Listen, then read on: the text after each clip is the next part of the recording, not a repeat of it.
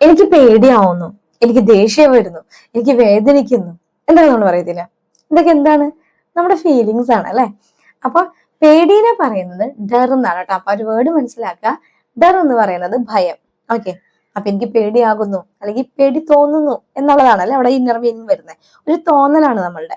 അപ്പൊ തോന്നുക എന്ന് പറയുന്ന വേർഡാണ് ലഗ്താഹെ കേട്ടോ. മുझे लगता है എന്ന് പറഞ്ഞാൽ എനിക്ക് തോന്നുന്നു. എന്ത്? മഴ പെയ്യുമെന്ന് എനിക്ക് തോന്നുന്നു, അല്ലെങ്കിൽ അവൻ നാളെ വരുമെന്ന് എനിക്ക് തോന്നുന്നു, അല്ലെങ്കിൽ വരില്ല എന്ന് എനിക്ക് തോന്നുന്നു എന്നൊക്കെ നമ്മൾ പറയത്തില്ല. അവിടെ ആ തോന്നുക എന്നുള്ള വേർഡിന് ലഗ്താഹെ എന്നാണ്. ഓക്കെ. ഇവിടെ എന്താ? പേടിയാണ് അല്ലെ.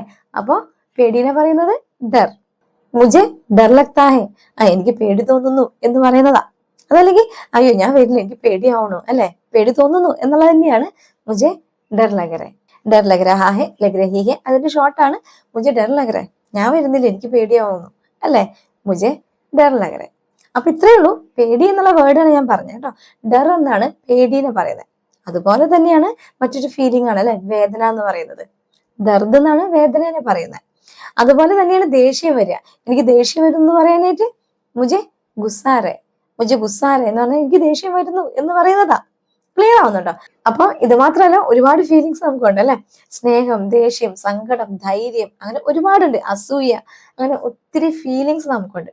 അപ്പൊ മെമ്പേഴ്സ് ഓൺലിയിൽ നമ്മുടെ നെക്സ്റ്റ് ക്ലാസ് ഈ ഫീലിങ്സിനെ കുറിച്ചിട്ട് എക്സ്പ്ലെയിൻ ചെയ്യുന്ന കേട്ടോ.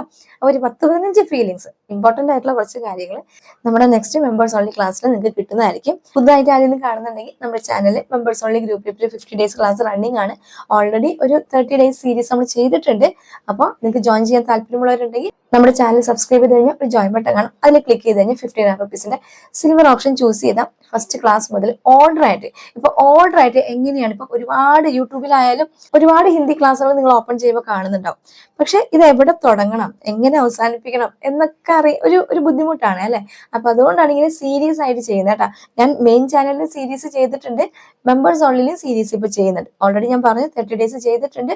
അത് കൂടാതെ ഇപ്പൊ 50 ഡേയ്സ് സീരീസ് റണ്ണിങ് ആണ്. സ്റ്റാർട്ടിങ് മുതൽ അവസാനം വരെ നിങ്ങൾക്ക് ഒരു ഓർഡറിൽ കാര്യങ്ങൾ മനസ്സിലാക്കാൻ പറ്റും. അതിന് വേണ്ടിയിട്ടാണ് ഇങ്ങനെ സീരീസ് ചെയ്യുന്നത് കേട്ടോ.